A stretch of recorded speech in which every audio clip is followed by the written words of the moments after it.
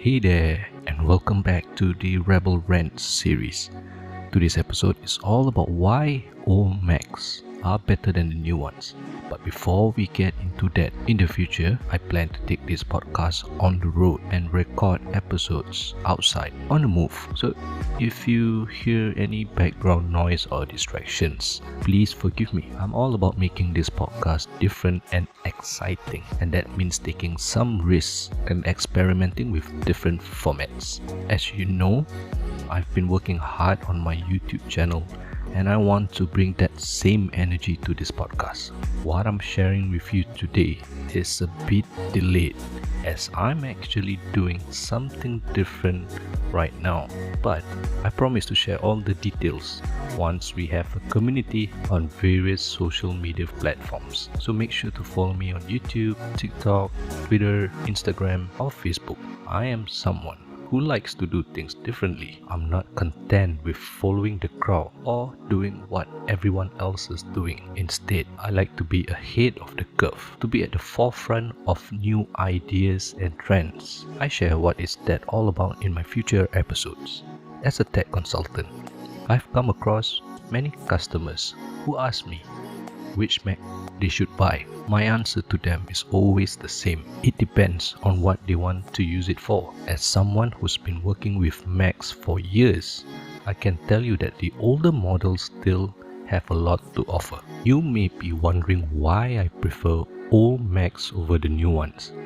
Now, you may be thinking, but acquiesce, why not just get a new Mac? They're faster and more advanced. Well, yes, that may be true, but there are still reasons why old Macs are better. For one, they have better build quality. Well, let me tell you, I'm still using a MacBook Pro 17-inch early 2008 running macOS Monterey and Windows 11 Pro, mainly for coding using Python and listening to music on iTunes, because the speakers on this model are beasts. If I'm not out doing consultancy work with my clients, I like to tinker with my Macs. I've grown to appreciate these machines despite not being a Mac fan. In fact, I own 5 of these machines, including a rare prototype. I'm also able to make a business out of preserving old Macs for my customers. Of course, more on that in future episodes. Let me share a little story about this particular model. It kinda saved my life. I had an accident in late 2020 after lockdown. My wife and I decided to go to an island in Singapore called Pulau Ubin. I brought my MacBook Pro 17-inch along in a bag, and for some reason it sort of saved my life. And also, you may be wondering, why bring a MacBook Pro which is heavy to an island for no reason? Alright, continuing. After cycling, we were heading back to the pier to grab a boat back to Singapore. I was on the phone with my client, slinging my bag with my laptop on my right shoulder. My wife was at the water breaker taking photos, and as soon as she warned me to be careful because it was slippery, I slipped and fell on the water breaker. It was bad. My phone dived in the puddle, and I felt my ribs hurt so bad that it felt like a car hit me. But I took out my beloved pristine Mac, and I knew from the impact that it would be damaged. True enough, the heavy Mac suffered damage on the screen and the whole body was bent. But I looked at the rock that I slipped on. It was pointy and rough. If it wasn't for my Mac, it would have punctured my ribcage, and it would have been worse. Anyway, my ribcage still hurt, and when I went to the emergency where they did all sort of scans, it turned out to be a fracture, but nothing major. I couldn't do any physical work such as soldering or typing because I'm actually right-handed. So that's one of a boring story as to why I appreciate these A1261s. First of all, let's talk about the hardware. The older models, like the MacBook Pro 17-inch early 2008 that I'm using, were built to last. They were sturdy, reliable, and designed to handle heavy workloads. And while they may not be as sleek or lightweight as the newer models, they were certainly built to withstand a lot of wear and tear. One thing that sets older Macs apart from the newer ones is the availability of ports.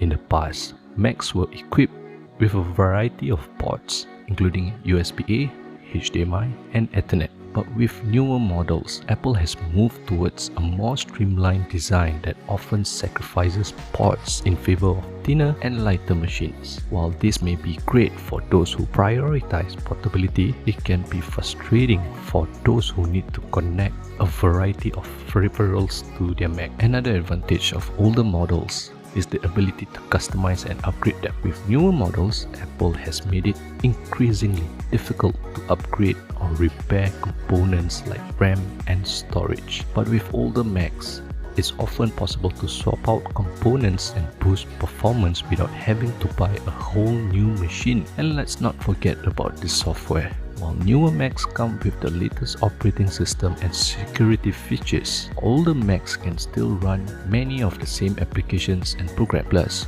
older versions of macOS often have fewer bugs and glitches than newer versions, which can be a real headache for those who rely on their machines for work or productivity. Old Macs are highly versatile and can run multiple operating systems without any issues. I'm currently running macOS Monterey and Windows 11 on my MacBook Pro 17-inch early 2008 without any problems, thanks to the OpenCore Legacy Patcher by Dotania. Shout out to these guys at Dotania for making this possible. This tool can support Macs from 2008 until 2017 and is straightforward to use. In fact, I've even made a tutorial on my YouTube channel that explains how to install macOS Monterey and Windows 11 on a MacBook Pro 17-inch early 2008 A1261 using a 15-inch mid-2012 non-Retina DVD model. The most straightforward way to install these operating systems on a 2008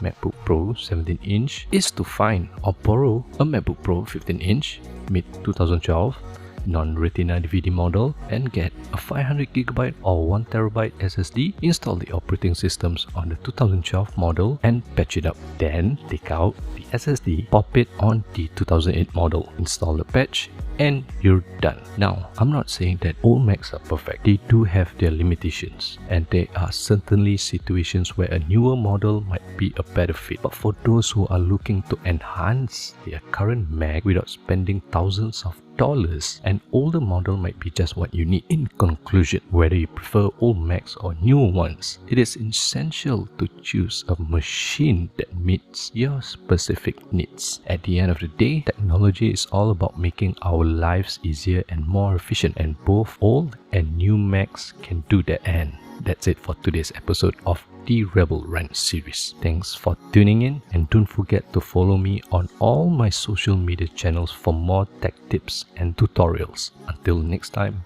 happy tinkering.